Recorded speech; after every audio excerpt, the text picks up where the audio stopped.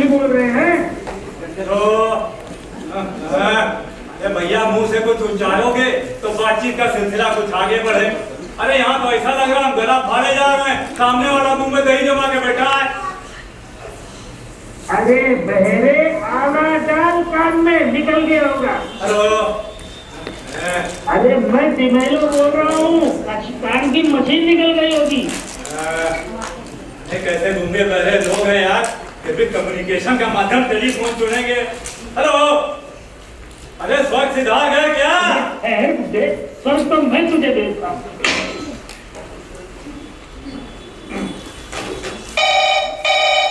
ये भगवान, मेरी मशीन तो ये धरी है और मैंने न जाने किससे क्या क्या कह दिया।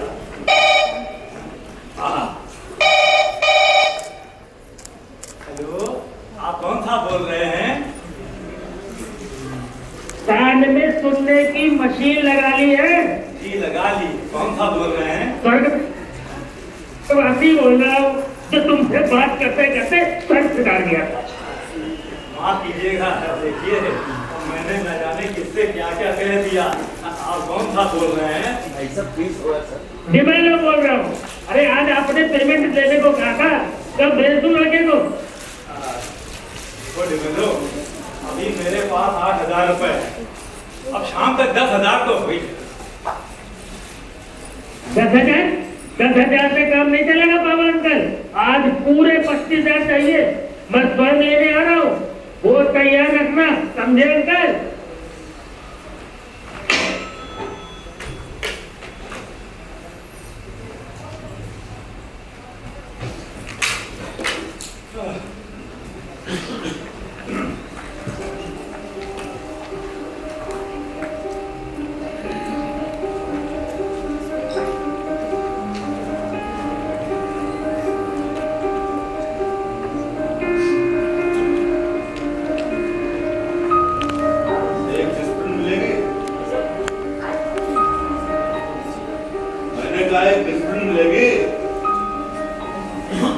हाँ जी हाँ, कहिए आपको क्या चाहिए? एक मिलेगी क्या? एक मिनट रुकिएगा। अब बताइए आपको क्या चाहिए? एक डिस्प्लिन मिलेगी? हाँ मिलेगी, क्यों नहीं मिलेगी, लेकिन हाँ आपको खुद पैसे देने पड़ेंगे, मेरे पास चेंज नहीं है।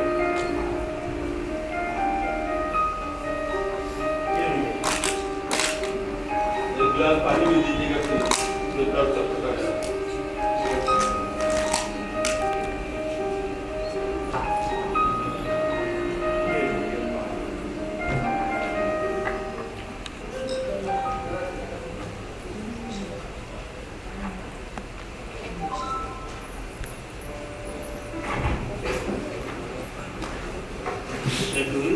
₹1 की 3 है।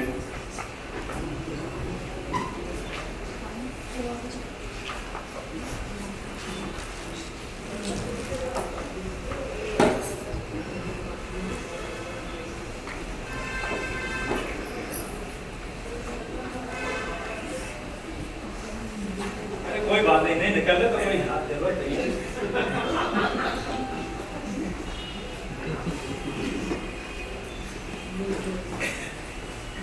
चेन के लिए इतनी परेशानी है कि क्या बताऊं।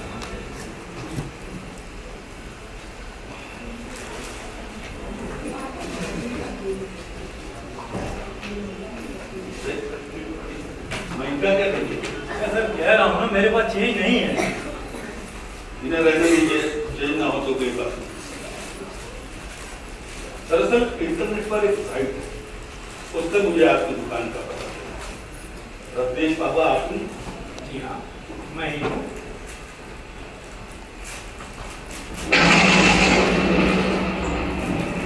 लगता है बारिश शुरू हो गई, आपकी तबीयत में कुछ मामला। आइए आइए, अंदर बैठ के बात करते हैं। आइए इधर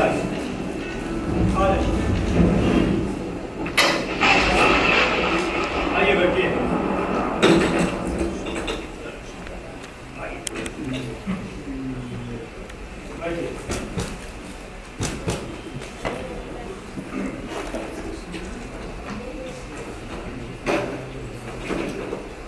जी हाँ। अब बताइए आपको मुझसे क्या काम?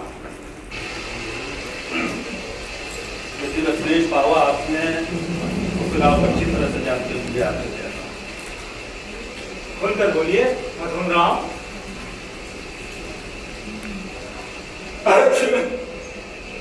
सॉरी। कोई बात नहीं।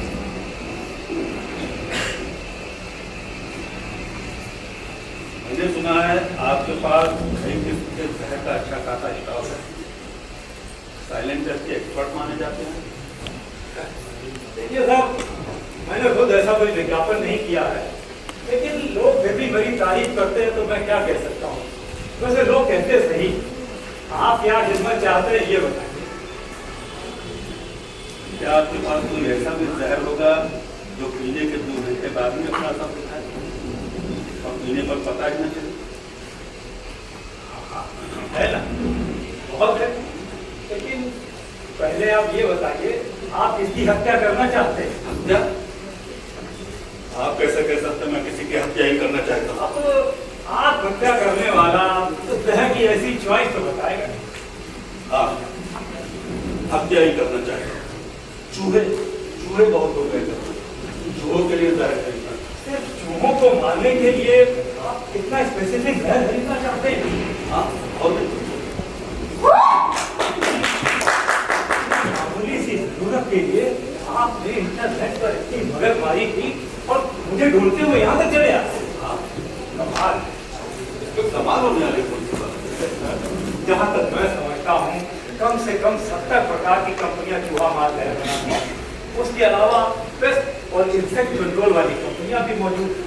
उन सबको छोड़कर आप मुझे ढूंढते हुए यहाँ तक चले आए, ये है कमाल होने वाली बात।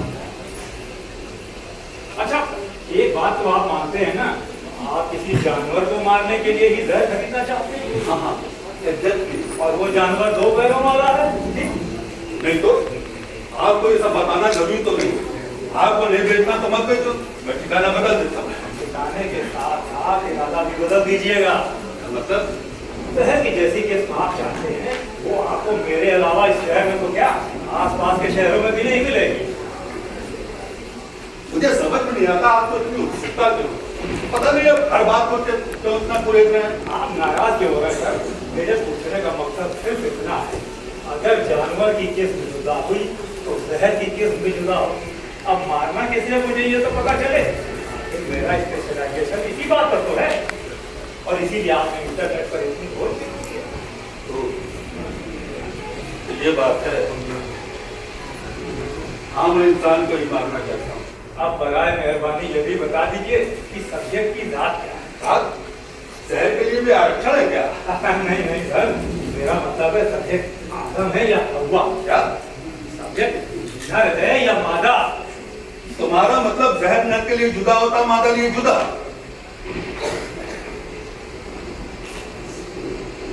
गाली देने वाली मैंने कौन सी बात कही?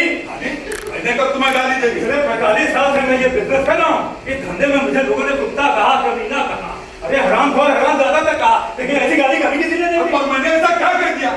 मैंने तो सिर्फ मादा लिए जुदा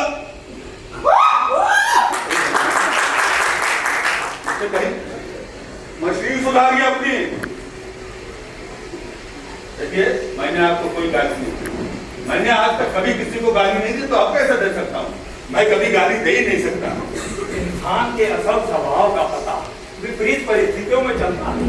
खुद के बारे में अभी से कोई राय मत बनाइएगा। अगर कभी गाली देने की नौबत आई है तो शर्मिंदा मत होइएगा। गालियां इंसान की सबसे ईमानदार अभिव्यक्ति होती है। आपकी बातें मेरी समझ के परे आ जाएगी समझ भी आते आते। अरे अभी आपकी उम्र ही क्या है? 46 साल। 46 साल हो गए हैं मेरी उम्र को। कम है? अरे समझ के लिए तो पूरी उम्र भी कम होती है। तब समझ जवान होती है, आदमी बूढ़ा हो जाता है। मैं पूछ रहा था, नर और मादा के लिए जहर की किस्में जुदा होती? एक्चुअली सर, जहर की किस्म जुदा नहीं होती, उसे देने का तरीका थोड़ा अलग होता है। आखिर आपको विधि भी तो बतानी पड़ेगी। हाँ, मादा ही। सब्जेक्ट में रहता है या आप आपके सवाल जवाब जरूरत से ज्यादा होने लगे मिस्टर। ये सोचने का आप जहर दे रहे हैं या नहीं? अच्छा जाने दीजिए। बस इतना बता दीजिए कि वो वाला लफड़ा तो नहीं है, ऐसा वाला लफड़ा? पति पत्नी और वो वाला लफड़ा। आप कुछ ज्यादा ही पर्सनल हो रहे हैं। मैं आपको पहले ही वार्न कर चुका हूँ। इसका मतलब वो वाला ही लफड़ा है। आप फिर नहीं, मेरा कोई लफड़ा, मेरा मतलब है पत्नी के साथ मेरा कोई अफेयर नहीं है। सब्जेक्ट कहीं पत्नी ही तो नहीं है। आज सब्जेक्ट लगा रखते हो। इंसान को इतने हल्के में क्यों ले रहे हो? उसके प्रति कोई फीलिंग नहीं है क्या? देखिए सर, मेरे लिए सारे इंसान सिर्फ प्यार हैं, एक सब्जेक्ट के अलावा और कुछ नहीं। हाँ, मेरी उनकी व्यापार की फीलिंग। लेकिन आपको इन सब बातों से क्या मतलब? आप क्यों इतना पर्सनल हो रहे हैं? इसका मतलब सब्जेक्ट पत्नी ही है ना? है ना? है ना? यस, पत्नी ही है। हाँ, पत्नी ही है। मैं अपनी पत्नी की हत्या करना चाहता हूँ। ये हुई ना बात। हमारे धंधे में छुपाने से बात नहीं। आपको कुछ तसल्ली हो गई तो मुझे एक दूध चाहिए। क्यों नहीं, अभी दीजिए। लेकिन सर, इससे पहले मैं अपने लिए एक कप चाय बना लेना चाहता हूँ। मुझे इस समय चाय की बड़ी तलब है। ये काम आप जहर देने के बाद भी तो कर सकते हैं। नहीं कर सकता। क्यों नहीं? पहले देने में कोई पाबंदी है? समझ लीजिए कि पाबंदी। यार तुम झिकझिक बहुत करते हो। बगैर भाव खाए तुम्हारा खाना हजम नहीं होता क्या? सर ऐसी बात नहीं है। एक्चुअली क्या है, जब आप मेरी दुकान में आए थे ना, तो मैं अपने लिए चाय बनाने ही जा रहा था। और क्या है कि इस जहर को बनाने में 4-5 रसायनों को मिलाना पड़ता है और उससे इतनी सुगंध फैलती है कि 2-3 घंटे तक खाना पीना मुहाल हो जाता। बस सोच रहा था एक कप चाय पी लूंगा तो तसल्ली बनी रहेगी। तो ठीक है, मैं इंतजार कर लेता हूँ। Thank you sir. और हाँ सर, आपको एतराज ना हो तो लगे हाथ एक कप चाय आपके लिए भी बना लूँ। मैं वाकई बहुत अच्छी चाय बनाता हूँ। ठीक है, मुझे कोई इतराज नहीं है आपके साथ चाय पीने में। Thanks again sir. इससे आपके दुकान में भी आराम मिलेगा। बड़ी जाती है, आप तो परेशान दिखते हैं। ये तो ऐसी कोई बात नहीं है। एक नंबर की है, इसे पीकर आप एकदम तरोताजा फील करेंगे। हाँ, आपके संदर्भ में भी आराम लगेगा। सर दर्द लगता है सर, आपका पुराना मर्द है। पूरी जिंदगी ही सफल बन गई है तो। वैसे सर का सबसे कारगर इलाज है शीर शासन करना। कभी कभी दुनिया को उल्टा देखने से भी बहुत सी चीजें सीधी नजर आती हैं। एक बार उसे जहन्नुम पहुंचा दूं तो मुझे भी इससे दर्द से मुक्ति मिल जाएगी। आपको मेरा मतलब है, आपको एक बार रुकिए।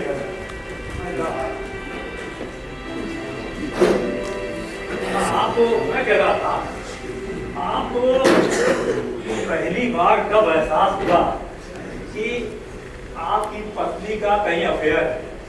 तो भी बर्तन रोके, अपने काम से काम रखिए। आप पहले ही बहुत कुछ जान चुके हैं। ये क्या बड़ी आपके पर्सनल मामलों में दखल देने की?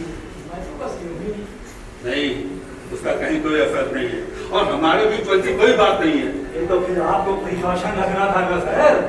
ऐसा कोई काम मत करिए कि पत्नी को शक हो जाए।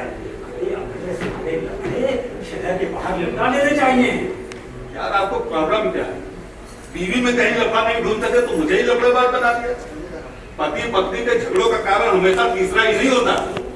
इसका मतलब इस मामले में आप दोनों ने एक दूसरे को क्लीन चिट दे रखी है। हाँ, ऐसा ही है। वैसे सर, पति पत्नी के झगड़ों का कारण दूसरे का न होना भी तो हो सकता है। मतलब बच्चे हैं आप? नहीं हुए नहीं, या मतलब आपने किए नहीं? यार आप इतना इंटीमेट क्यों हो रहे हैं? ये भी कारण है झगड़े का। आपको अपना इलाज करवाना चाहिए था। क्या कहना चाहते हो तुम? बेटा तुम हद से आगे बढ़ रहे हो। लगता है दूसरों की पर्सनल लाइफ में कांच झाड़ के रखने की तुम्हें बीमारी है। अखंड जोत बनने की उम्र में सत्य कथा और मनोहर कहानियां पढ़ोगे तो यही होगा। नहीं कोई कमी नहीं है। अभी तो मैं सोचूं ऐसा कैसे हो सकता है। अरे आप तो अच्छे खासे तंदुरुस्त दिखाई देते हैं और माशाल्लाह जवान भी। Thank you. वैसे इस उम्र में अगर कोई आपसे कहे कि आप अच्छे खासे जवान दिखाई देते हैं तो आपको समझ लेना चाहिए कि अब आप बुलाने लगे। आप चाहे बोलिए ना, मेरा खून क्यों खौला रहे हैं? जो उम्र होती है ना बड़ी अजीब होती है, काम में मजा नहीं रहता, मजा भी जो है काम लगने लगता है। आप बातचीत की दिशा कहीं और ले जा रहे हैं। जीवन में वितृष्णा तब होता है जब एक बार के बाद लगता है कि अब दूसरी बार संभव नहीं रहा, लेकिन डर तब लगता है जब दूसरी बार के बाद लगता है कि अब तो पहली बार भी संभव नहीं रहा। ओह शट अप। 25 की उम्र तक आदमी फिक्र नहीं करता कि कोई उसके बारे में क्या सोचता है। उसके बाद उसे लगता है वो जाने उसके बारे में क्या सोचते होंगे। आपकी उम्र में आने के बाद एहसास होता है दरअसल किसी के पास इतनी फुर्सत है नहीं कि कोई आपके बारे में सोचे। आपको ऐसा एहसास नहीं हुआ कभी? तुम ये सब कैसे जानते हो? चाहे बस अभी बनी जाती है। हियरिंग एंड निकल गया आपका। माफ कीजिएगा सर, मेरे कानपुर में थोड़ी प्रॉब्लम है। आपको कोई प्रॉब्लम हुई हो तो मैं माफी चाहता हूं। देखिए, आपने जो चाय की कहानी बताई उस पर एतबार करके मैं बैठ। आप मुझसे इतने सवाल पूछ रहे हैं, ऐसा लगता है एक कप चाय की कीमत वसूल रहे हो। अगर आपको मेरा पूछना अच्छा नहीं लगता तो मैं नहीं पूछूंगा। चाहे तो आप जो जवाब है, इस उम्र में दूसरों की लाइफ पर ध्यान करना आपको शोभा नहीं देता। I am really very sorry. आप चाहें तो कोई और बात करें, मेरी पर्सनल लाइफ को छोड़कर। हाँ बस बोरियत ना हो आपकी बातों में। बोर आदमी कौन होता है आप जानते हैं?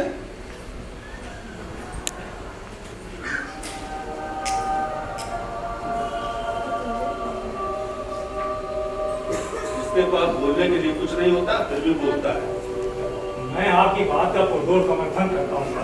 मुझे कोई इख्तियार नहीं है कि किसी भी पर्सनल मामलों में दखल दें, लेकिन क्या है सर, उम्र के जिस पड़ाव पर मैं हूँ उसमें दूसरों के मामले में दखल देना पसंदीदा शक्ल नहीं बल्कि मजबूरी होता। मजबूरी का आदत बन जाती, पता ही नहीं चलता। लो, ऐसा क्या खास होता है आपकी? जवानी में आदमी के पास भरपूर इच्छा और शक्ति होती है। आपकी उम्र में शक्ति तो होती है लेकिन इच्छा नहीं। अब मेरी उम्र में आते आते इच्छाएं तो फिर जवान हो जाती हैं लेकिन शक्ति नहीं रहती। मुझे आपसे पूरी हमदर्दी। होनी नहीं चाहिए सर, आखिर एक दिन आपका भी यही हश्र होना है। बस सर दूसरों के मामलों में दखल देना ही बाकी रह जाता, बस इसीलिए आपसे अपने सवाल पूछ रहा।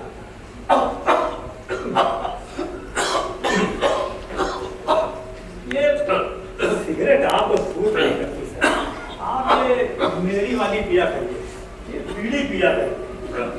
लेकिन क्या है ना, इसके दो ड्रॉबैक है। पहला तो ये पता नहीं चलता इसे पीना कहाँ तक है, और दूसरा ये अगला कच लगाने में जरा सी देर हुई नहीं बुझ जाती है। अरे हंसी तो इससे भी आएगी, सेहत के लिए तो दोनों ही हानिकारक है। अरे सर कुछ तो शौक जरूरी है जीने के लिए, सिर्फ सेहत से जिंदगी कटती नहीं। लो बुझ गई, मैंने आपसे कहा था ना, आपकी तवज्जो जरा सी हटी नहीं बुझ जाती है। गले के लिए कोई दवा बताइए। वैसे आपको पता सर सिगरेट और बीड़ी के बारे में मेरी फिलॉसफी क्या है?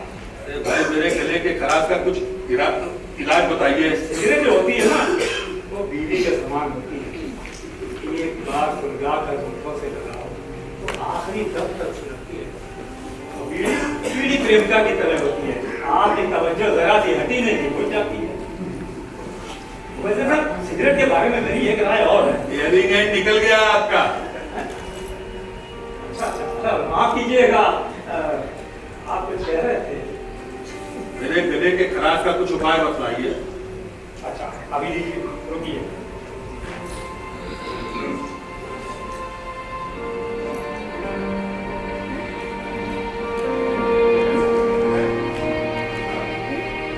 ये लीजिए दवा और पानी।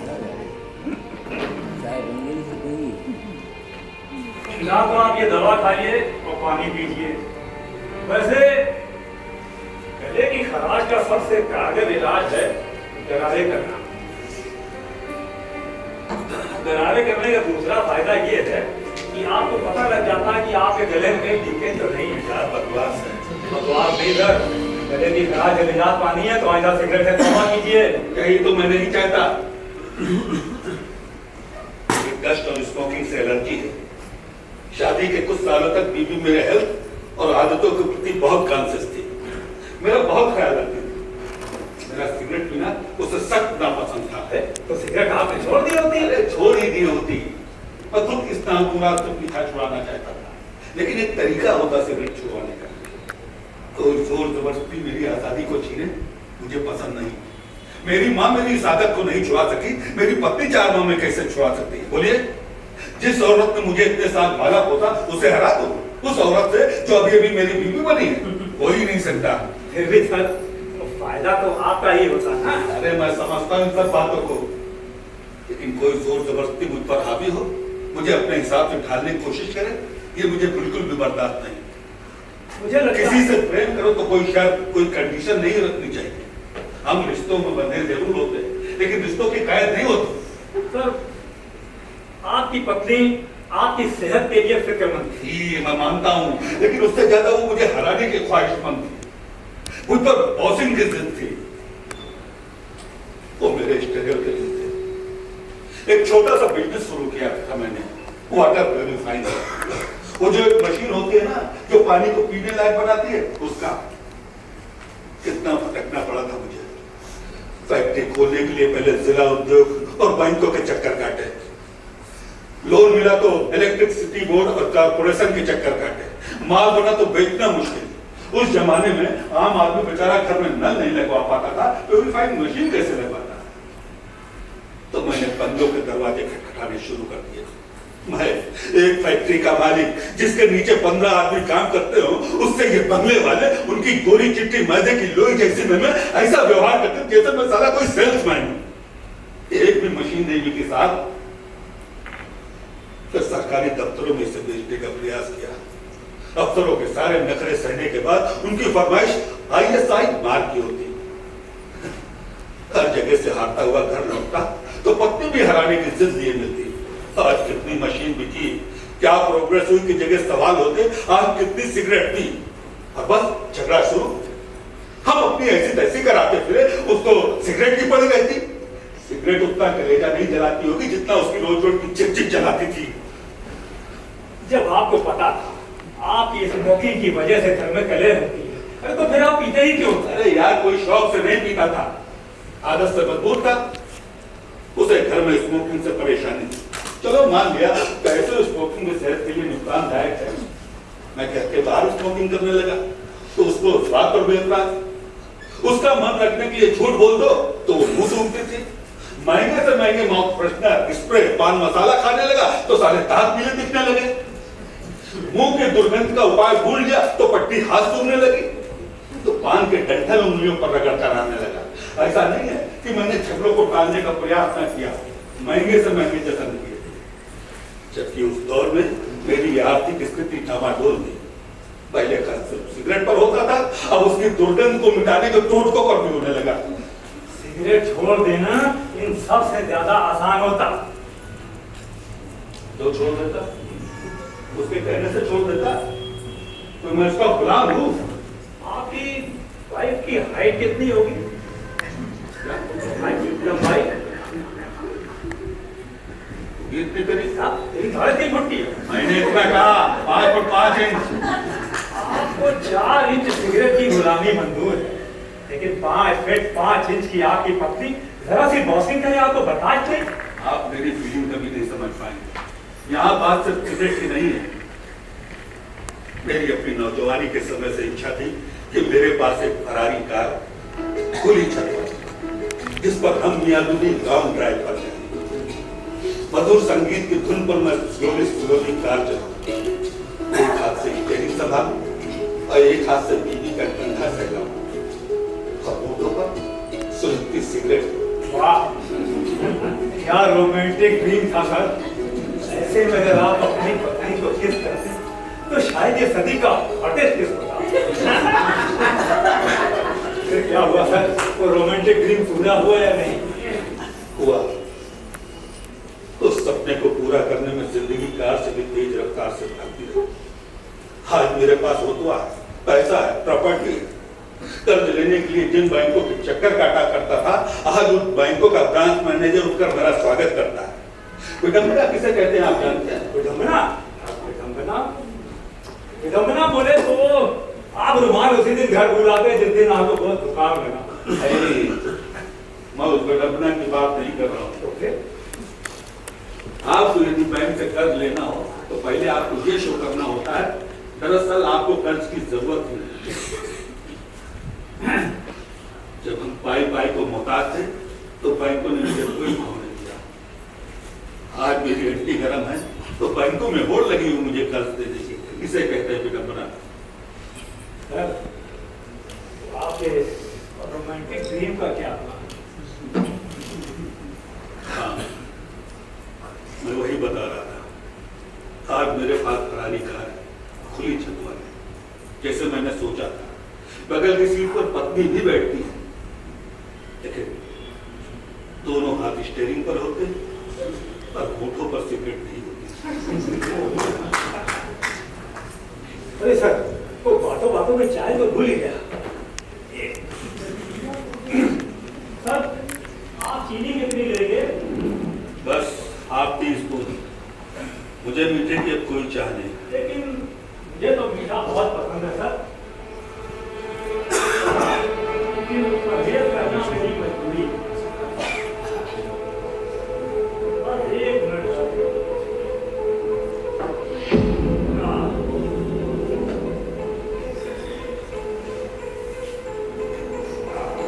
ये बेहतरीन।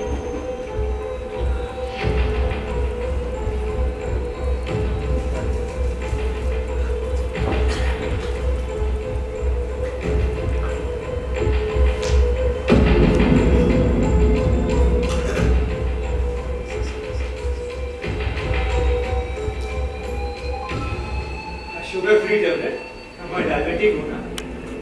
तो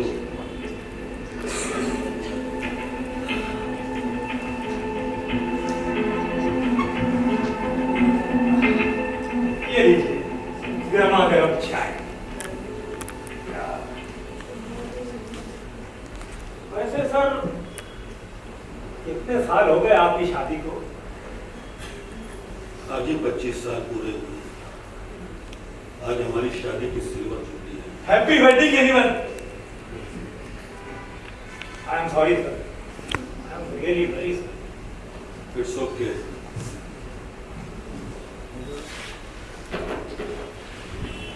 नाइस। Thank you.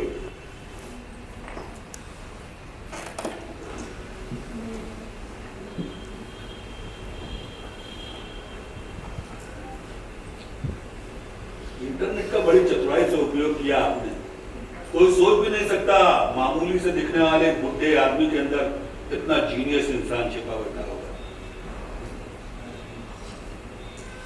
कौन कहेगा कि यहाँ इतने तरह के जहर मिलते होंगे।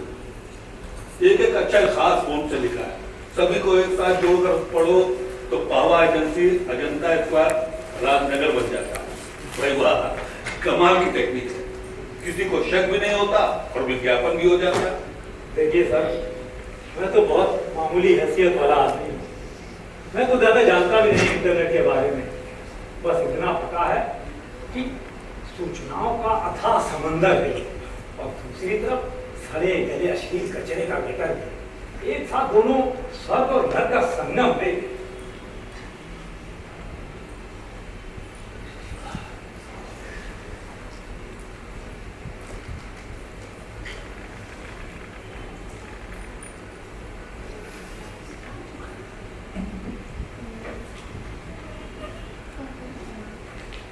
इस जहर को पीने से कोई तकलीफ तो नहीं होती ना? क्यों पूछना चाहते हैं? जब जान से ही मारना है तो फिर तकलीफ से क्या लेना देना? मैंने कभी बहुत प्यार किया था उससे। उसे जान से तो मार सकता हूँ पर दर्द से तड़पता नहीं देख सकता। देखिए, ये जहर 2 घंटे तक अपना असर नहीं दिखाता। उसके बाद ये पूरे शरीर में फैल जाता, धमनियां सिकुड़ने लगती हैं, रक्त संचार रुक जाता है, आंखें बड़ी और बाहर को आने लगती हैं। बस वहां निकल जाता। ये सब कुछ ही पलों में ही होता। हाँ, मरने वाला थोड़ा सख्त जान हुआ तो ये लम्हा थोड़ा सा बढ़ सकता है। आप जितने स्वस्थ होंगे बस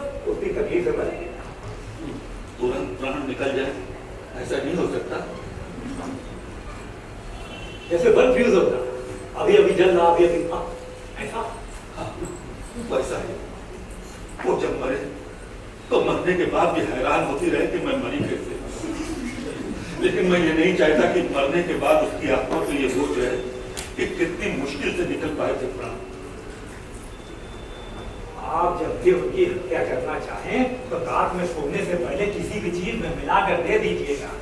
आपकी पत्नी सोते नहीं स्वर्ग से जा जाएंगी। वो ये समझ भी नहीं पाएंगी कि वास्तव में मर गई है कि सपना देख रही है।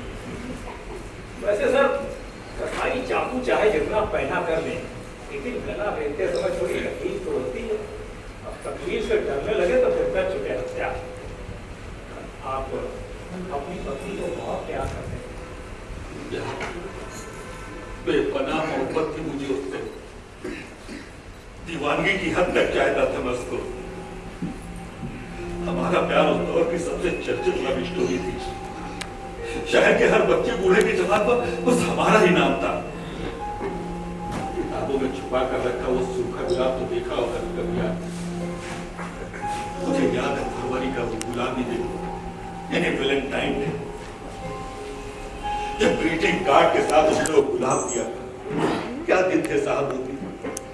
हर तरफ बस फूल ही फूल खिलते थे। हर शब्द मानो शायरी के लिए बने हो। मैं शेर क्या लिखता, वो खुद एक गजल थी। लेकिन प्यार के दुश्मन हर दौर में होते, हमारे दौर में भी थे। ये लोग दरअसल प्यार के ही नहीं, हर उस चीज के दुश्मन होते हैं जो किसी इंसान को जानवर बनने से रोकते हैं। ये लोग हरियाली के भी दुश्मन होते हैं। शायद जिद करके इन्होंने ही ईश्वर से एक मौसम पतझड़ का मांगा होगा। हमारे दौर में भी संस्कृति और नैतिकता के स्वयंभू ठेकेदार हाथों में लट लिए घूमते थे। जिनसे खुद कोई लड़की नहीं पटी वो दूसरों के प्यार के दुश्मन बन जाते हैं। हमारा प्यार इनकी आंखों की किरकिरी था। सोचिए क्या बीती होगी मुझ पर। सारे रिश्तेदार हमारे विरोध में एक हो गए थे। मेरे पिता ने मुझे जायदाद से बेदखल कर दिया था। सिर्फ दोस्तों ने ही सहारा दिया था। आप जानते हैं ईश्वर ने हमारे लिए दोस्त क्यों बनाए? क्योंकि वो रिश्तेदार बनाकर शर्मिंदा था। तो जब इतनी मोहब्बत थी तो प्यार अचानक कहाँ धुआं हो गया। उस सूखे गुलाब की तरह हमारा प्यार भी अब सूख चुका है। पहले जब झगड़े होते थे हमारी आंखें भर आती थी। अब तो आंखों का पानी भी भाव बन चुका है।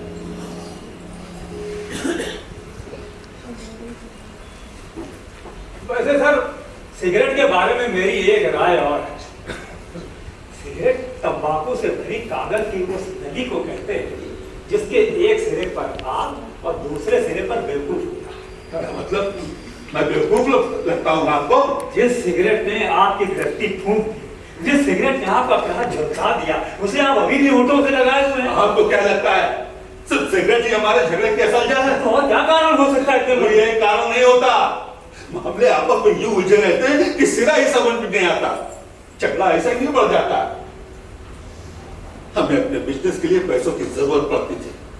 काम निकालने के लिए अफसरों को एंटरटेन करना होता था। उसके लिए जो ड्रिंक और डिनर का आयोजन करना होता है उसके लिए पैसे की दरकार थी। लेकिन मेरी पत्नी उसे ऐयाशी मानती थी। हर पार्टी के बाद हमारे घर में झगड़े होने लगे। जिन दोस्तों ने अपनी जान पर खेलकर मेरा घर बसाया था हमारे झगड़ों से तंग आकर मेरे घर से कतराने लगे। मुझे पैसा कमाना था, बहुत बहुत पैसा कमाना था। अब पैसा ही तो दुनिया में सब कुछ नहीं होता ना सर। पैसे के अलावा भी जिंदगी में बहुत कुछ होता है। जानता हूँ, लेकिन वो जो बहुत कुछ होता है ना वो भी बगैर पैसों के नहीं मिलता। पैसा बहुत कुछ होता है, नहीं पैसा ही सब कुछ होता है। और फिर कौन सा ये पैसा मैं खुद के लिए कमाना चाहता था? जिसके लिए कमाना चाहता था उसे बिजनेस में किया गया इन्वेस्टमेंट फिजूल लगता था। अच्छा, जो लोग आपकी तरह अमीर नहीं होते, क्या उनके घर द्वार नहीं होते, वो लोग सुखी नहीं होते? नाली का कीड़ा कभी देखा है आपने? उन कीड़ों में खुद को शामिल पाया है मैंने। सेठ माणिक लाल अग्रवाल का बेटा, सेठ माधव लाल अग्रवाल का पोता, मैं समीर अग्रवाल अपने पुरखों की जायदाद से बेदखल एक गंदी बस्ती में रहने को मजबूर था। में क्या मिला है? सकरी धुंध गलियां, एक दूसरे से सटे घर, एक दूसरे के सपनों में पैर पसार कर सोते लोग। आप ही बताइए कि ऐसी जगह मैं रह सकता था जिससे अपनी जान से भी ज्यादा चाहता था, उस ऐसी गिरदी। मुझे पैसा कमाना था, बहुत बहुत पैसा कमाना था। मेरे दिल की रानी, महीनों की भी रानी कहलाए, इतना पैसा चाहता था मैं। लेकिन वो मेरे दिल की हलचल से बेखबर सिर्फ मेरे सिगरेटों का हिसाब रखती थी। सारी सिगरेट ना हुई उसकी मौत हो गई। सर जब इतनी ही क्राइसिस थी तो मेरी वाली ये भी होती। जितने में सिगरेट आती है ना उसमें पूरा बीड़ी का बंडल आ जाता है। ये पीला होता ना अब तक तो झोपड़े में ही रह रहा होता।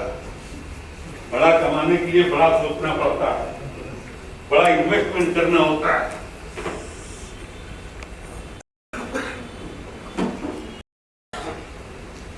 आपने बताया ना, सिगरेट तो सिर्फ एक बहाना है।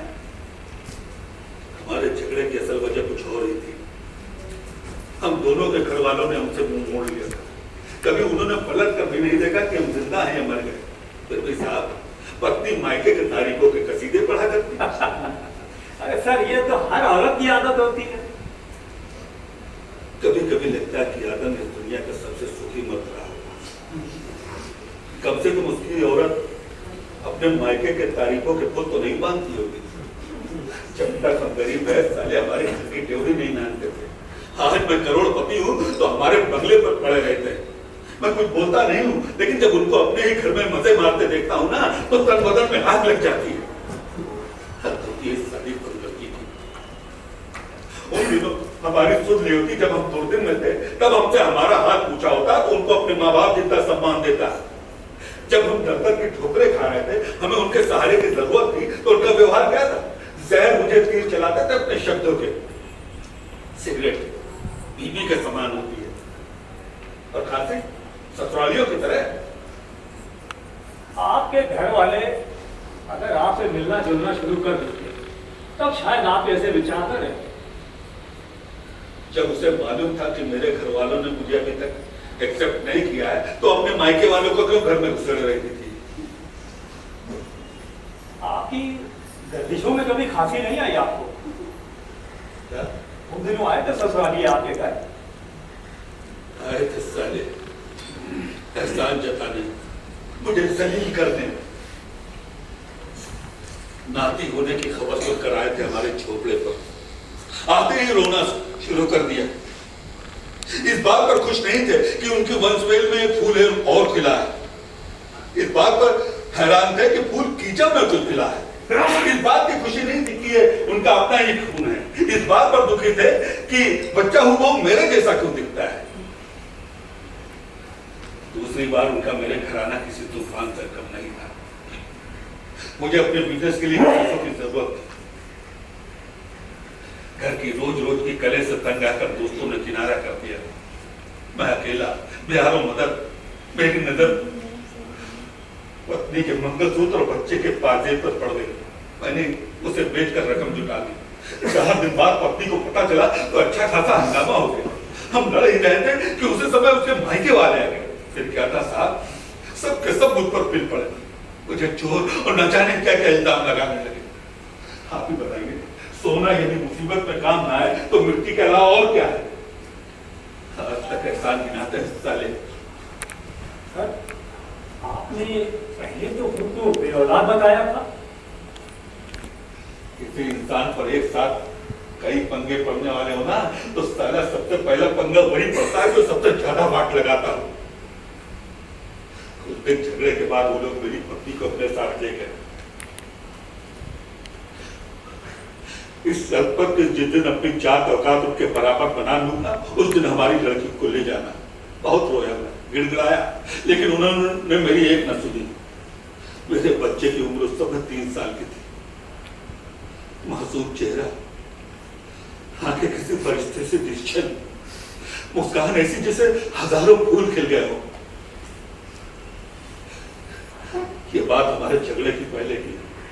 मैं दूसरा बच्चा नहीं चाहता था। मैं नहीं चाहता था कि हमारा प्यार बटे। मैं इसे बगैर बताए अपनी नसबंदी कराया आया। उस जमाने में पुरुष नसबंदी कराने में 700 रुपए ट्रांजिस्टर मिलता था। पैसों के तो मैंने बच्चे के नाम से FD करा दी और पत्नी को उसके जन्मदिन पर ट्रांजिस्टर गिफ्ट कर दिया। साला कमीना पति। आप जानते हैं कमीना पति कौन कहलाता है? वही जो टेप रिकॉर्डर की जगह ट्रांजिस्टर थमा दे। नहीं, कमीना पति वो कहलाता है जो अपनी पत्नी को अपनी नसबंदी के बाद एंड उस समय बताता हो जब उसकी पत्नी उसे अपनी प्रेगनेंसी की बात बताने वाली हो। सोचिए क्या बीती होगी मुझ पर। गुस्सा तो इतना है कि साली का गला ठोक दूं। वो झगड़ा हुआ हमारा उसका, मुझे जलाने के लिए, अपने आप को सती सावित्री बताने के लिए वो अपना अबार्शन करवाया। आप भी पढ़े लिखे होकर ऐसी बात करते हैं। अरे नसबंदी कराने के बाद भी 2-4 हफ्तों तक का प्रिकॉशन रखना पड़ता है।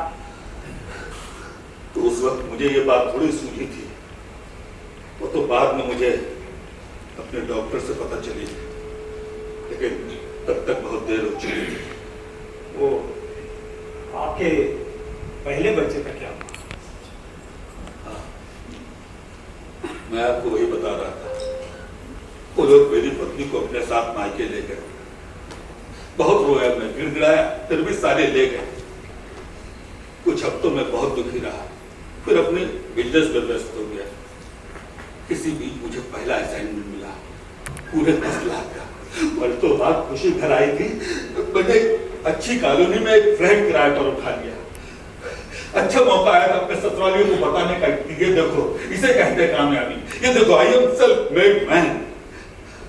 उस रात मैंने अपने नए फ्लैट पर जमकर पार्टी दी। तब कर दिया दोस्तों को शराब से। इतनी सिगरेट पी हम दोस्तों ने कि खिड़की से धुआं निकलता देखकर पड़ोसियों ने फायर ब्रिगेड बुला लिया। सारे कॉलोनियों के सोफिस्टिकेटेड फट्टू लोग जरा सा धुआं देखकर घबरा गए। सर, आप मेरा सस्पेंस बढ़ा रहे हैं। वो अपने बच्चे के बारे में बताइए ना। मैंने एक मंगलसूत्र बाजेब बेची थी ना, मैं इसे 10 सेट खरीद कर ले गया। टैक्सी से अपनी ससुराल पहुंचा, मेरे दोनों हाथ तोपों से लदे थे। उनके मकान में दाखिल होके जो पहला नजारा हुआ, उससे मेरा दिल चाक हो गया। सामने मेरे बच्चे की लाश पड़ी थी और मेरे ससुराली मगर बच्चे के आंसू बहा रहे थे। मेरे हाथों से थैले छूट गए। मुझे कुछ होश नहीं, कब मैं गिरा, कब बेहोश हो गया। जब होश आया तो खुद को हॉस्पिटल में पाया। वो मेरा पहला हार्ट अटैक था।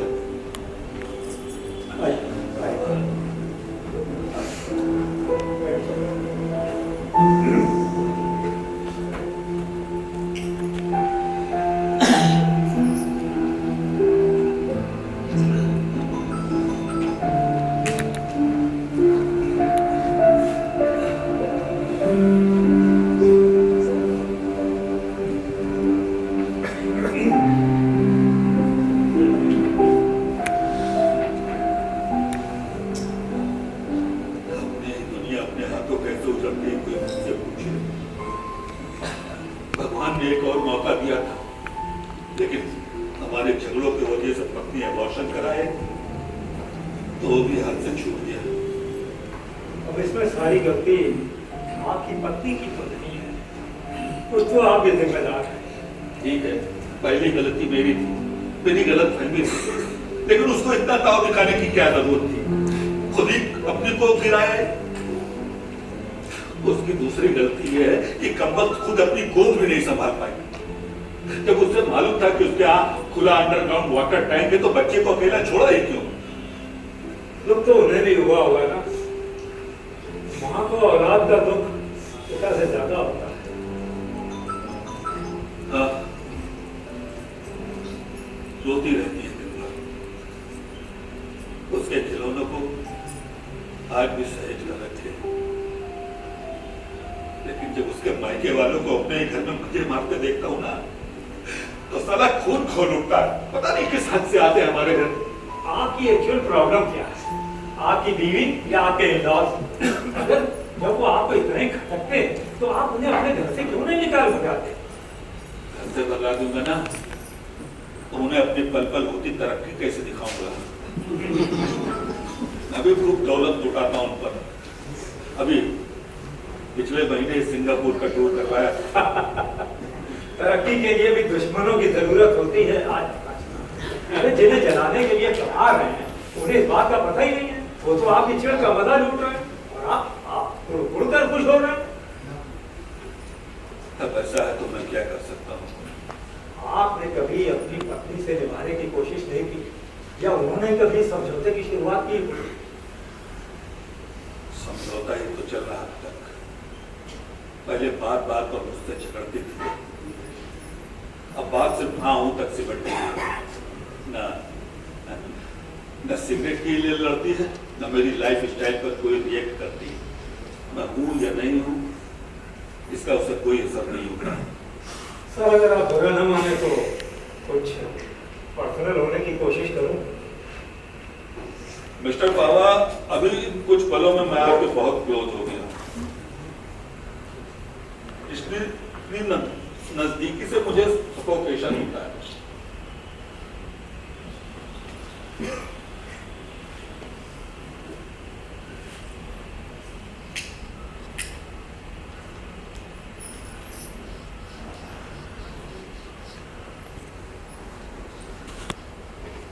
मुझे पूछिए क्या पूछना चाहते हैं आप एक सफल बिजनेसमैन हैं, समाज में विजेता की हैसियत रखते हैं, लेकिन बेडरूम में आपकी परफॉर्मेंस कैसी है? क्या आप जानबूझ के ऐसे सवाल करते हैं जिससे मुझे गुस्सा आ जाए? बुरा न मानने की दरख्वास्त मैं पहले कर चुका हूँ। बहुत स्ट्रेट फॉरवर्ड है आप, सीधे पिन पॉइंट पर आ जाते हो।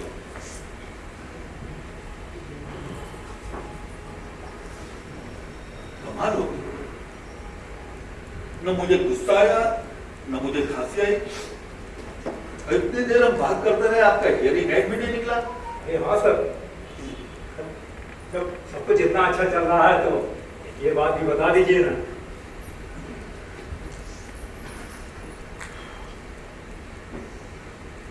मर्द यदि ठंडा रुख अपनाए तो उसे नामर्द कहते हैं, लेकिन औरत के लिए क्या शब्द है, कभी मौका लगे तो डिक्शनरी में ढूंढ कर बतलाइएगा।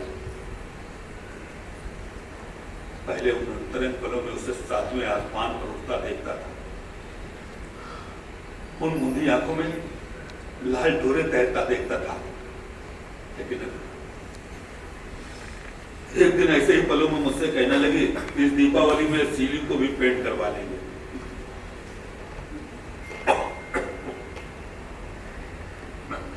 बहुत देर हो गई, इतने सालों में पहली बार मैं कहीं इतनी देर सिर्फ गप्पे मारने बैठा हूं।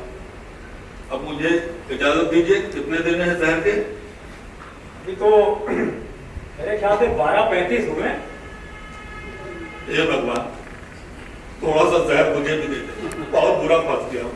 भगवान से प्रार्थना कर रहे हैं, 24 घंटे में एक बार ईश्वर हमारी प्रार्थना जरूर सुनते हैं। डिपेंड करता है कि प्रार्थना कितनी श्रद्धा से की गई। थोड़ा सा जहर इसे भी दे दे भगवान। जरूरी नहीं है कि हर प्रार्थना ईश्वर स्वीकार ही करे। तुम सचमुच ऐसे या यूं ही पकाते हो दुनिया को? तो क्या है ना, हमारी इच्छाओं की प्रायोरिटी ईश्वर खुद तय करता है। कभी कभी ऐसा भी होता है कि किसी कीड़े पर घात लगाए एक छिपकली बैठी होती है, लेकिन वो खुद किसी सांप के निशाने पर होती है। सारा खेल एक शतरंज की तरह है। जिंदगी की बिसात में किसकी क्षय होगी और किसकी मात, ये तो सिर्फ ऊपर वाला जानता है। हम और आप तो मोहे। हियरिंग एड निकल गया आपका।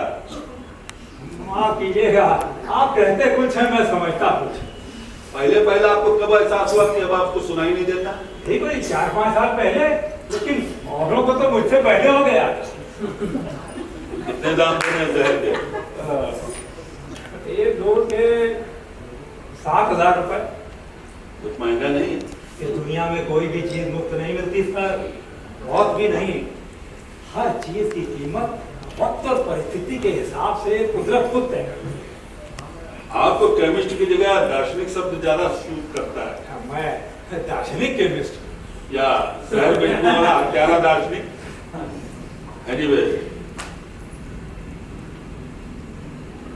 ये लीजिए।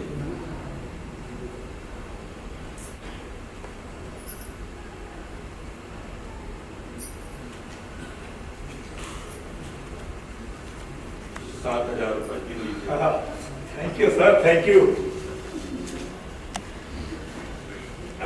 थोड़ा एक मिनट रुकिएगा।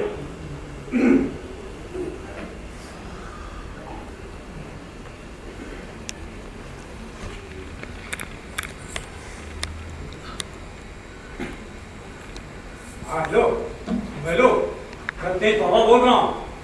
अभी मेरे पास 15,000 रुपए हो गए और थोड़ी देर में 10,000 और आने वाले हैं। आए क्या? अरे शर्तियाँ आएंगे, दावे के साथ कह रहा हूँ।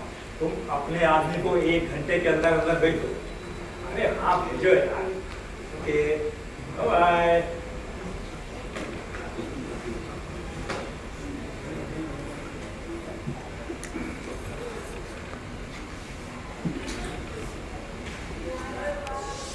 ना क्या?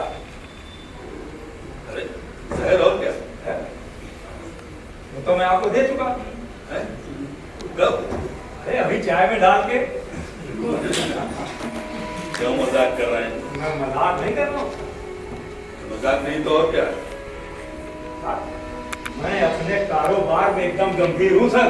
धंधे में मजाक करना मेरा उसूल नहीं। क्या मतलब? क्या?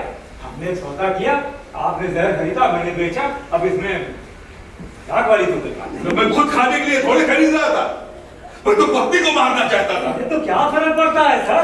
आप मरे या आपकी पत्नी, दोनों ही कंडीशन में छुटकारा तो आपको मिलेगा ना। क्या बक रहे हो तुम? ये सर, आपके अंदर खुद जहर खाने की हिम्मत नहीं थी, वो काम मैंने कर दिया। सिंपल। भगवान, अब मैं क्या करूं? कुछ करने के लिए आपके पास 2 घंटे। आप चाहें तो घर जाकर आखिरी बार अपनी पत्नी से मिल सकते हैं, और चाहें तो पुलिस में मेरी कंप्लेंट करवा दीजिए। आपकी बोरियत भी दूर होगी, मेरा भी मनोरंजन होगा। पागल हो गए क्या तुम?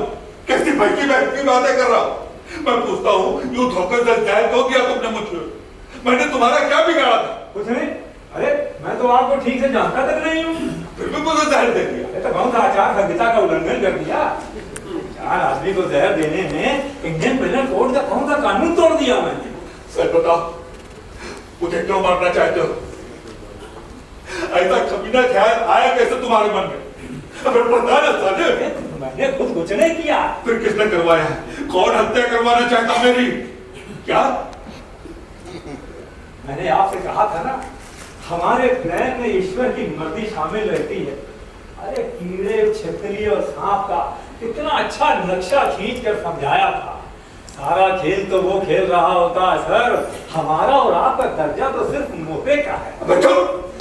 अपनी बकवास, भगवान का वास्ता देता है साले। तेरे उम्र का लिहाज करके धोखा खा गया, और तेरे हाथ का पानी तक नहीं पीता मैं। सही बता, क्यों मारना चाहता मुझे? मोहे हैं, अपनी मर्जी से कहाँ कुछ कर पाए। फिर शुरू हो गया। जहर का क्या है सर? जैसे लोहा लोहे को काटता है ना, वैसे ही हीरा हीरे को काटता है। तुझे भी एक दिन कुत्ता जरूर काटेगा साले। अपने कान में मशीन डाल, पहले निकल गई है मशीन डाल। आप क्या कह रहे थे? तेरी मां की हाथ कह रहा था। अपने आप को बहुत प्यारा समझता है।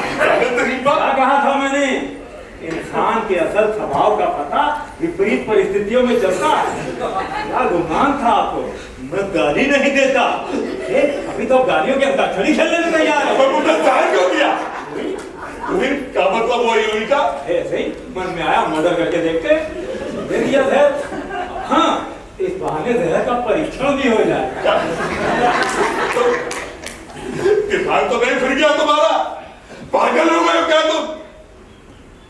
हे भगवान, मैं मर रहा हूं। यूं कारण अपने मकसद सिर्फ एक संधि के सनक का शिकार हो गया। मैं भी मरना नहीं चाहता भगवान। मुझे अभी बहुत से काम करने बाकी है। मैंने भी जिंदगी में किया ही क्या, लेकिन इसका मीडिया के कारण मैं मरने वाला हूं। लेकिन मैं अकेला नहीं मरूंगा। मुझे मरते देखने का तो किस नीच आदमी को नहीं लेने दूंगा। मैं तुझे जिंदा नहीं छोड़ूंगा। अपने मरने से पहले मैं तेरा मरा हुआ मुंह देखना चाहता हूँ। मुझे मारकर आपको कुछ नहीं मिलेगा।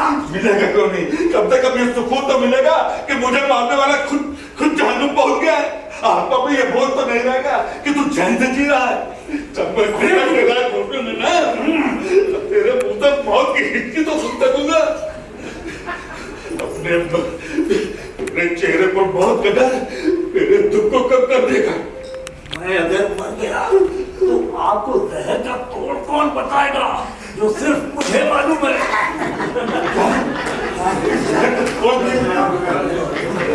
तो नहीं करा सर पर खून सवार है। अगर मुझे चकमा देने की कोशिश की तो झूठ नहीं बोला डॉक्टर, हर जहर का तोड़ होता है। अब मुझे छोड़िए तो कहिए। तो मुझे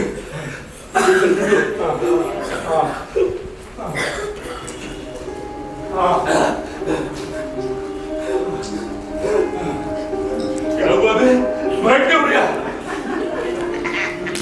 मैं जहर का तोड़ नहीं दे सकता। अबे क्यों भाव में आ रहा इतना? भाव खाने वाली बात नहीं है सर। मैं कोई भी काम मुफ्त में नहीं करता। आपको तोड़ की भी कीमत चुकानी पड़ेगी। साले अभी चुकाता हूँ कीमत। अब तू भी मर कमीने साले नीच जैसे स्वार्थी और लालची आदमी को जीने का कोई हक नहीं है। मैं अगर लालच में मरूंगा तो आप कंजूसी से न मैं कुछ कमा पाऊंगा न आप कुछ बचा पाएंगे। मौत के मुंह में खड़ा है फिर भी दांतों से पैसा दबाए हुए। अरे संकी पागल, तेरी जगह पागल खाने में होनी चाहिए, लेकिन तू छुट्टा घूम रहा है। हर आदमी पागल या संकी ही होता है। जो भी आदमी हत्या करना चाहता है ना वो पागल संकी ही होता है। आप पर भी तो यही पागलपन सवार था। उसी समय के हवाले होकर मुझसे जहर खरीदने आए थे और अब मेरी जान लेने पर आमादा है। सबसे बड़ा पागल तो तू है जो कारण किसी की जान ले रहा। जान लेने के लिए किसी कारण की नहीं, सिर्फ पागलपन की जरूरत होती है। देख मेरे पास टाइम का बहुत थोड़ा, तू अपनी फिलॉसफी अपने पास रख। मुझे तोड़ बताओ, उसकी कीमत बोल। दुनिया में होने वाले सारे दंगे फसाद और आतंकवाद की जड़ में पागलपन ही तो है। इन नेताओं और तानाशाहों की जांच करा कर देख लीजिए, सारे के सारे पागल ही निकलेंगे। हे भगवान मुझ पर रहम कर। मरने से पहले मैं पागल नहीं होना चाहता। ये बहरा मुझे पागल करके ही छोड़ेगा। अगर मशीन जान कर दे पक्की को बोल। आप इस पुरानी मशीन का क्या करेंगे? इस घटिया मशीन की बात नहीं कर रहा मैं, तोड़ की कीमत बोल। एक डोज के 10,000 रुपए। ऊपर वाले की मां से डर कमीने, इतना भी नीचे मत गिर कि निशानियां भी छोटी पड़ जा। तो फिर ठीक है, मुझे थोड़ा सोचने का मौका दे। क्या सोचना चाहता तू? यही कि इतनी मोटी लाश में कहाँ से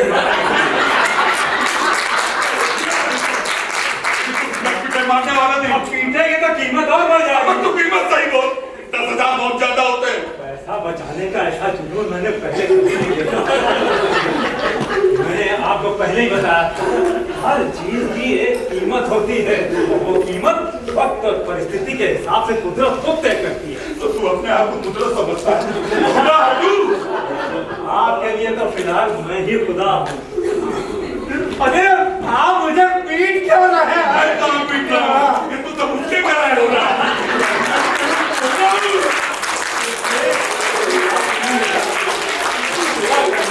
गुस्सा करना आपके लिए अच्छा नहीं। आपका रक्त संचार बढ़ा देगा। खून जितनी तेजी से बहेगा जहर उतनी तेजी से अपना असर दिखाएगा। देखिए आपकी आंखें कितनी लाल हो गई, धड़कन कितनी बढ़ गई है। ये तो लगता है जहर अपना असर दिखाने लगा। मुझे सांस लेने में तकलीफ क्यों हो रही है? बेचैनी क्यों हो रही है? हे भगवान, क्या मेरा अंत आ गया है? मुझे ऐसी मौत नहीं चाहिए भगवान। आप खुद ही तो इतनी हुज्जत कर रहे हैं, मौत के मुंह में खड़े पैसा बचाना चाहते हैं। आप हर सौदे को लाभ और हानि की कसौटी पर क्यों तोलते हैं? अब तो उल्टा हमेशा हानि नहीं होता, भला भी होता। अब तू मुझे सिखाएगा धंधा करना, साले टुटपुंजिए कर भी। कीमतें 3 तरह की होती है सर, सस्ती, महंगी और किफायती। मैंने आपको किफायती कीमत बताई है। इसमें किफायत वाली कौन सी बात है? सोचिए, 10,000 रुपए देकर आप जिंदगी के अलावा कितनी बेशकीमती चीजें अपने साथ लेकर जाने वाले हैं। बिल्कुल दीपावली ऑफर की और क्या देने वाले हो जिंदगी के अलावा? और के मुंह में खड़े हैं और स्कीम का इतना लालच औरतों को भी मार कर दिया।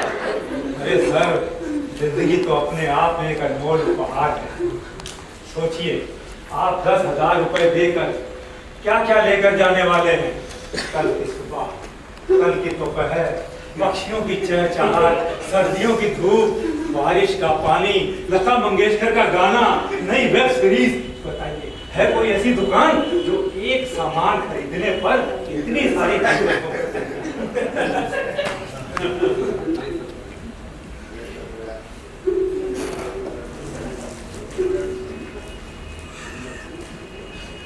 ये हुई ना बात।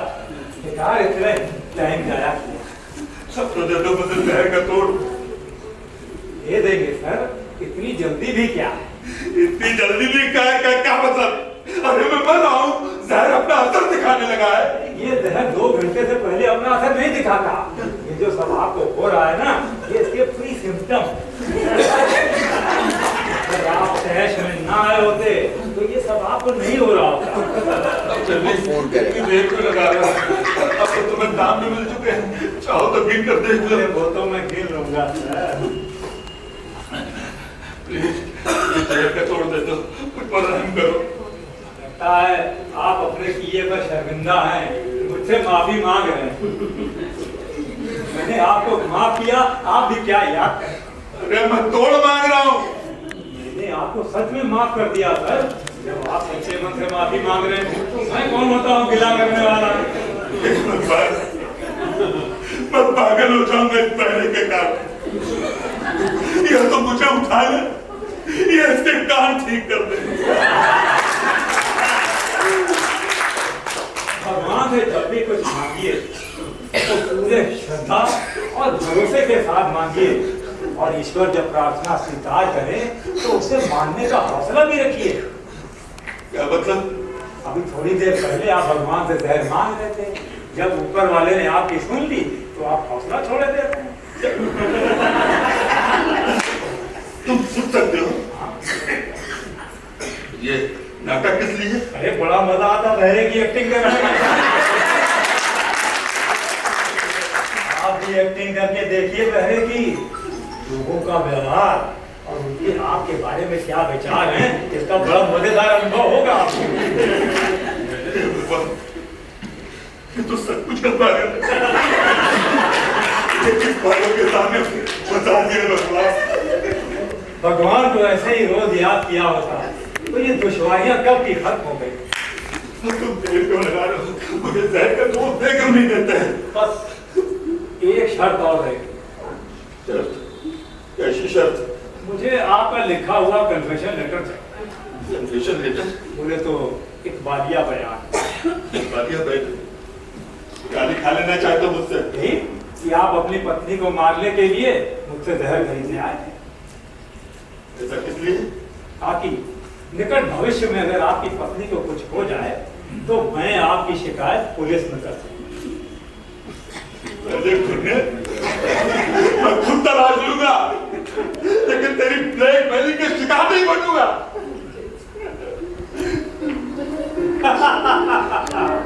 खुद ही तलाश लेंगे। अरे इन ढेर सारी शीशियों में आपकी जिंदगी बीत जाएगी सर, जो वैसे ही थोड़े फलों की बची है। अरे आप शीशी का लेबल नहीं पहचान पाएंगे इसमें। ढूंढिए ढूंढिए ढूंढते रहिए। आराम से ढूंढिए, मैं भी बैठा हूं।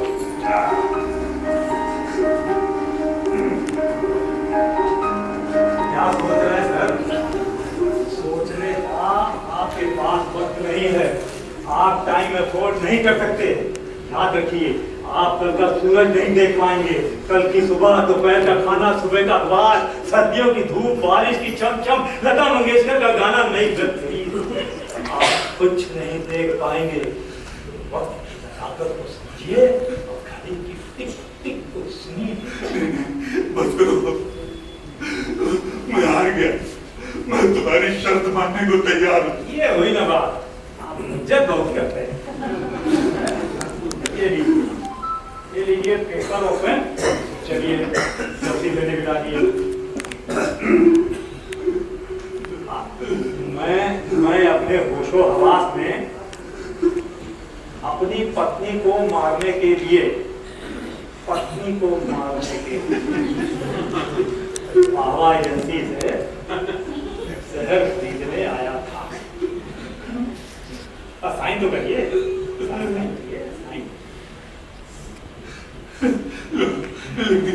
अब तो मैं तो मुझे प्लीज मुझ पर रहम करो, मैं तुम्हारे आगे हाथ जोड़ता हूँ। जरूर क्यों नहीं, मैं अभी आपको जहर का खून ये देता हूँ। ये जहर का तोड़, सादा पानी। अरे मैं मर रहा हूँ और तुम्हें अभी भी मजाक सोच रहा है। मैं मजाक नहीं कर रहा हूँ सर, ये सच में जहर का तोड़ है। मैंने आपसे कहा था ना, शीर शासन किया करिए। दुनिया को उल्टा देखने से बहुत सी चीजें सीधी दिखाई देती हैं। दरअसल मैंने आपको जहर दिया ही नहीं। क्या? ये जो आप मेरे दो चश्मे देखते हैं, एक से मैं किताबें पढ़ता हूँ और दूसरे से चेहरे। ये कोई दूर और पास देखने वाले चश्मे नहीं है, क्योंकि दूर तक देखने के लिए चश्मे की नहीं बल्कि एक अलग नजरिए की जरूरत होती है, और वो नजरिया अनुभवों से निकलता है। मैं जहर का सौदागर जरूर हूँ सर, लेकिन आदमी को नहीं, आदमी के अंदर के जहर को मारने की कीमत देता है।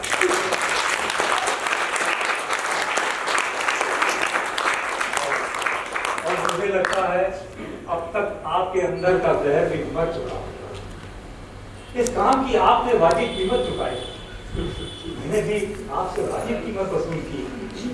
उम्मीद करता हूँ आप भी अपनी जिंदगी के हर पल का कतरा कतरा वसूले। इन आंसुओं को भी आज बह जाने दीजिए। आंसू मन का मैल धो देते।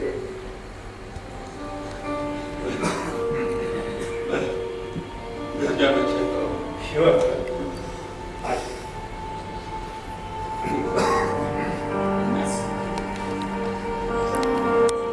Have a nice day, sir.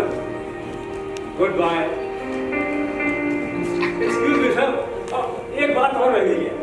Sir, आप जब अपने घर जाएं तो अपनी पत्नी को मेरा पता जरूर बता दीजिएगा। शायद उनके मन में भी आप जैसा जहर भर गया।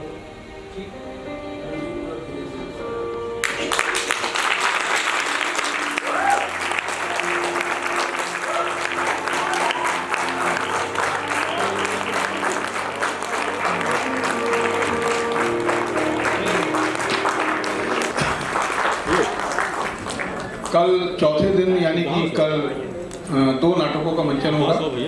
एक राजस्थान की टीम और दूसरी इलाहाबाद की टीम है, उनका नाटक होगा मोहब्बत के साइड इफेक्ट।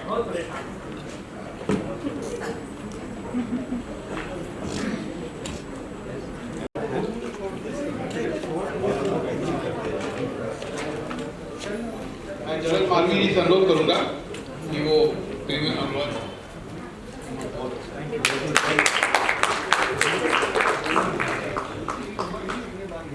और करुणा सागर जी से अनुरोध करूंगा कि वो महेंद्र धुरिया जी को सम्मान करें। क्या बात है,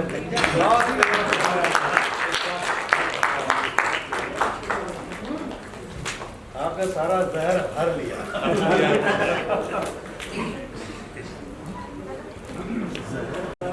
वाकई मैं आज का 2 नाटक मिला के और तो मैंने 5 नाटक लिखे। मतलब आप कल का एक नाटक था और 2 नाटक जो है आज देखे, और पहले दिन 2 नाटक कानपुर के वो दोनों थे, बहुत ही अच्छे थे। वाकई ओमेन जी का मैं शुक्रिया अदा करूँगा कि उन्होंने इतना अच्छा मंचन कराया, और मैं चाहूँगा कि इंद्रमोहन रोहतगी जी इसी तरह लोगों का उत्साहवर्धन करते रहें और इस तरह के प्लेज होते रहें। कल भी 2 प्ले हैं, उसके बाद परसों भी हैं और 19 को भी फाइनल डे। तो इस तरह 10 से 11 इतने बढ़िया नाटक देखने का सौभाग्य हम कानपुर वालों को प्राप्त हो रहा है।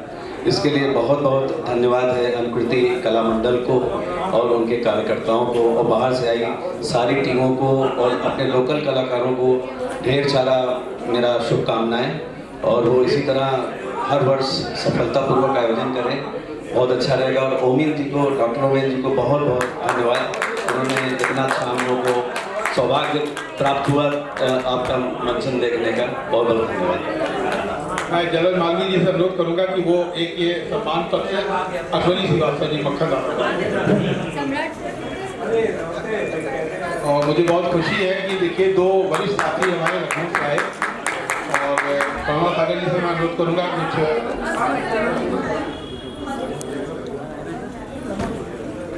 आप सबका बहुत बहुत अभिवादन। मैं कानपुर आया लखनऊ से और वोमेंटी के एक फेस्टिवल में उनने मैं 2012 में आया अपना शो लेके, मेरे डायरेक्शन का मैं प्ले था और बहुत एंजॉय उस समय भी हमने किया और आज हम किया और दोनों ही प्ले अलग फ्लेवर के थे और बहुत अच्छा लगा। इसके लिए आपको बहुत धन्यवाद और यहाँ की जनता का बहुत बहुत आभार। तो आप सभी लोग याद रखिएगा, कल 2 नाटकों का मंचन है, जयपुर की राजस्थान की टीम उत्तर यात्रा और इलाहाबाद की टीम का मोहब्बत के साइड है। तो आज की संध्या रहेगी विराम देती है। शुभ रात्रि।